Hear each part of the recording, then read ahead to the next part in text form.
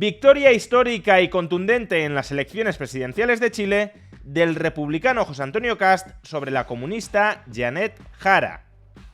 Veámoslo. El republicano José Antonio Kast será finalmente el próximo presidente de Chile después de haber derrotado absolutamente, después de haber barrido electoralmente a la comunista Janet Jara. El triunfo de Kast no solo es abrumador en términos porcentuales, con cerca del 60% de todos los votos, 20 más que su rival, la comunista Janet Jara, sino que también es abrumador en términos geográficos. José Antonio Kast ha vencido en todas las regiones del país. El mensaje que han lanzado la mayoría de los chilenos a través de las urnas, por tanto, es bastante claro. En primer lugar, no queremos repetir la experiencia del mal gobierno saliente de Gabriel Boric, uno de los ejecutivos con índices de aprobación nacional más bajos de toda la historia de Chile. Y en segundo lugar, no queremos una versión aún más radicalizada de ese gobierno que pocas cosas buenas ha traído. Janet Jara fue ministra de Trabajo con Gabriel Boric y, como ya hemos indicado, forma parte del Partido Comunista, es decir, la formación más a la izquierda, más antiliberal de todo el espectro político chileno. Pero en tercer lugar, también resulta harto probable que la mayoría de chilenos haya lanzado un tercer mensaje que José Antonio Kast, en estos momentos comprensiblemente borracho de victoria electoral, no debería desoír. Y el mensaje resulta bastante sencillo. Queremos volver a crecer. Queremos volver a experimentar la prosperidad que ha traído el crecimiento económico a Chile y a los chilenos. Queremos volver a ser una sociedad dinámica, una sociedad en la que las generaciones futuras vivían mucho mejor que las generaciones pasadas. Queremos salir del estancamiento. Queremos abandonar la degradación institucional continuada que durante la última década solo ha condenado a Chile a la mediocridad. Solo hace falta fijarse en este gráfico que refleja la evolución de la renta per cápita de Chile, ya descontada la inflación, desde el año 1989, desde que recuperaron la democracia. Y en este gráfico resulta muy claramente perceptible que durante los últimos 12 años, aproximadamente desde el inicio del segundo gobierno de Michelle Bachelet, la renta per cápita en Chile está en gran medida estancada. Solo ha crecido en estos 12 años un 10%, a una media de poco más del 0,8% al año. En cambio, durante los 12 años anteriores, la renta per cápita de Chile se incrementó en un 52%, un promedio del 3,5% anual, 4 veces más que el ritmo de los últimos 12 años. Y no pensemos que ese periodo de la historia de Chile fue absolutamente excepcional. Si echamos la vista un poco más atrás, los 12 años anteriores, desde que regresa la democracia hasta el inicio del siglo XXI, lo que tenemos es que en ese periodo de 12 años la renta per cápita se incrementó en un 60%, una media del 4% al año. Y sí, es verdad que cuanto más rico, más desarrollado está un país, más le cuesta en el margen seguir creciendo. Sin embargo, no tiene mucho sentido que Chile estuviese creciendo a ritmos del 4% anual o del 3,5% anual y de repente experimentara un frenazo en seco en su ritmo de expansión hasta el punto de prácticamente dejar de crecer. Y los chilenos ansían volver a generar riqueza al ritmo al que la venían generando desde la recuperación de la democracia y hasta el segundo gobierno de Michelle Bachelet. Porque crecer más significa vivir mejor. Y los chilenos, como todo el mundo, desean vivir mejor.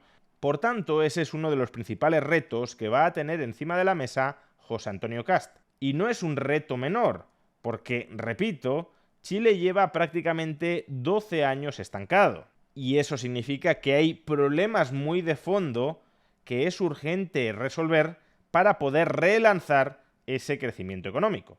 Y en este sentido, el programa económico de José Antonio Kast, que ya tuvimos ocasión de resumir comparándolo con su alternativa, el programa económico de la comunista Janet Jara, el de José Antonio Kast, como ya tuvimos ocasión de describir, avanza en la buena dirección.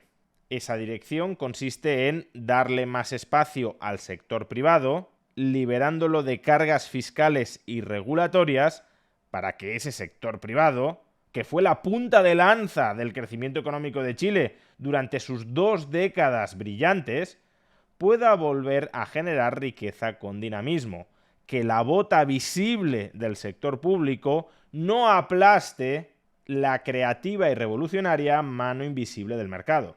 En concreto, José Antonio Kast pretende recortar en 6.000 millones de dólares el gasto público del Estado chileno con el objetivo de obtener margen financiero para rebajar los principales impuestos que gravan, que penalizan la inversión empresarial. Por un lado, el impuesto sobre beneficios de las empresas y por otro, el impuesto sobre las plusvalías bursátiles, sobre las ganancias derivadas de vender acciones en bolsa, porque muchas empresas justamente consiguen financiación para invertir a través del mercado bursátil. Y a su vez, José Antonio Kast también busca desburocratizar y desregular la economía chilena, sobre todo en el frente laboral. Una de las principales reformas legislativas que quiere impulsar Kast es la liberalización del mercado laboral. De hecho, la decadencia o el estancamiento económico de Chile guarda una relación bastante estrecha con la reforma laboral antimercado que aprobó el segundo gobierno de Michelle Bachelet. Por eso es necesario revertir esa reforma laboral y dotar de mucha más flexibilidad contractual a los pactos entre empresas y trabajadores. Téngase en cuenta que estas son las principales promesas electorales en el ámbito económico. Son quizá las políticas económicas más inmediatas, más a corto plazo, que debería aprobar José Antonio Kast. Pero si José Antonio Kast tiene una agenda verdaderamente ambiciosa de transformar a Chile y devolverle el dinamismo que lo caracterizó durante varias décadas, no debería limitarse a impulsar solo estas políticas económicas, porque aún siendo importantes, se quedan cortas para transformar en profundidad la economía chilena. Kast va a tener un congreso muy favorable para todo tipo de reformas aperturistas que quiera sacar adelante, y desde luego sería desaprovechar una oportunidad histórica como la que no volverá a tener Chile durante muchísimo tiempo si adoptara una pose demasiado conservadora, demasiado gerencial, y se limitara a mantener lo que hay con algunos retoques en lugar de revertir plenamente 15 años de malas políticas económicas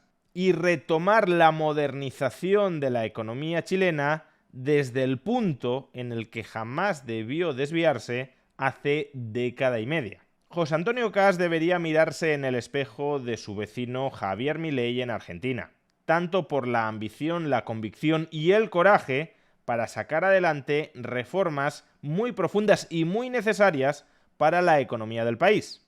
Pero el riesgo reside justamente ahí.